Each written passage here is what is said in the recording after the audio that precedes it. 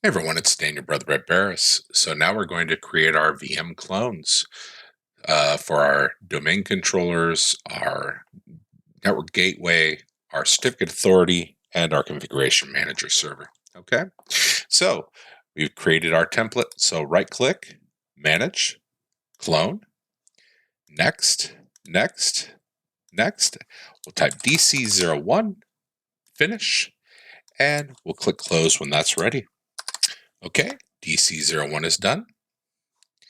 We're going to go to DC02. So right click template, manage, clone. There we go. Current state. Create a full clone, DC02, finish, and we'll come back when that's ready. Okay, and DC02 is done. Now we'll go down to our gateway. So right click template, manage, clone. Same thing. Next, next, next. GW01, finish. We'll come back when that's ready and we'll add our additional network adapter.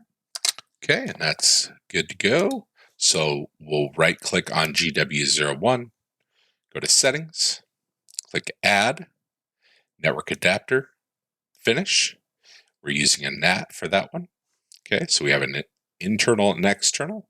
Click OK. Now we're going to do our certificate authority. Okay, so right click, manage, clone. There we go. Next, next, next. CA01 for certificate authority. Finish. We'll come back when that's ready and we'll add additional space to our drive. Okay, there we go. So we'll right click our CA01, go to settings. We'll go to our hard disk and NVMe. We'll click on expand and currently 128.8, so 144.9. Click expand and we'll come back when that's ready. Okay, the disk was successfully expanded. Click OK and OK.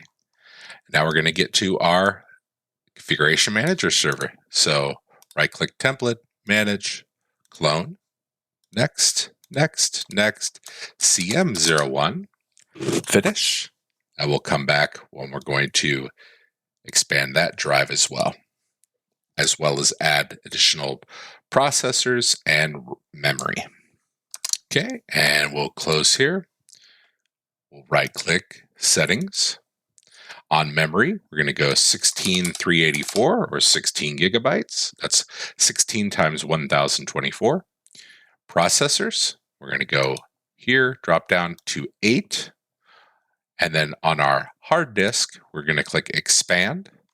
And we're going to go 961.5. And there we go. And we'll come back when that's ready. Okay, and the disk was successfully expanded. There we go. Click OK. And down here, we're going to click on template, right click, remove, and remove. Now that doesn't remove it from our computer. We can still use it as a template. You can just click open and we can go to our lab, virtual machines, template, and you can open up the VMX file and use it again. I just removed it from view, that's all. And we'll move all of these, drag these underneath the CM lab folder. So they're all ready to go. And that's it for video 3. I'll see you in the 4th one.